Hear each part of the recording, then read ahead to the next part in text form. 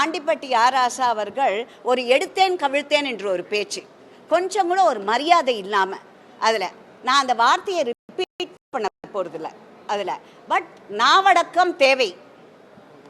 தமிழில் இவங்கள்லாம் ரொம்ப இது இல்லையா, டேலண்டட் பீப்புள், தமிழில் அழகாக பேசுகிறவங்க.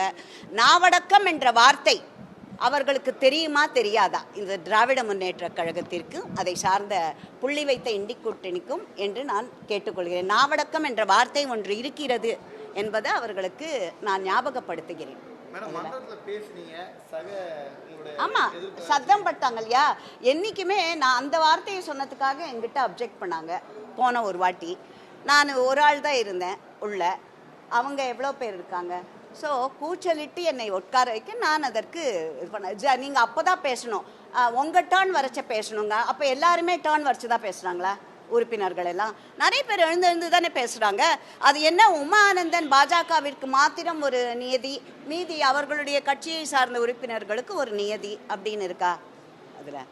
ஸோ நிச்சயமாக இது கண்டிக்கத்தக்கது. ஆண்டிப்பட்டி ஆராசா அவர்கள் கொஞ்சம் யோசித்து பேச வேண்டும். மேடை கிடைத்து விட்டால் எதை வேணால் பேசலாம் அப்படின்றது இப்போ திருப்பி திருப்பி அது வருது. முதலமைச்சரின் தூக்கத்தை இவர்கள் கெடுக்கிறார்கள். கேட்டுருக்கேன், அது வரவே வராது அந்த மாதிரி. அதுதான் சொல்ல வரேன். இப்போது நான் கேட்குற கேள்வி கூட உதாரணத்திற்கு என்னால் கூற முடியும்.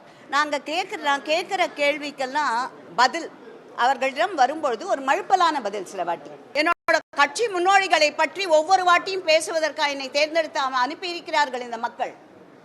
குறைகளை சரி செய்வதற்கு அவர்களுக்கு என்ன தேவையோ அதை பற்றி தான் நான் பேச வேண்டும் அங்கே.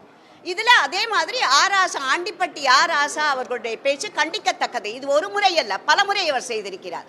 திருப்பி திருப்பி நான் இது வேணா நான் சொல்லலாம். திருப்பி எனக்கு அந்த ஆராசா அவர்கள் ஆப்பர்ச்சுனிட்டி கொடுப்பார். பிளே ஸ்டோர் மற்றும் ஆப் ஸ்டோரில் இருந்து பாலிமர் செயலியை QR கோடு மூலம் பதிவிறக்கம் செய்யுங்கள். செய்திகளை உடனுக்குடன் பெறுங்கள்.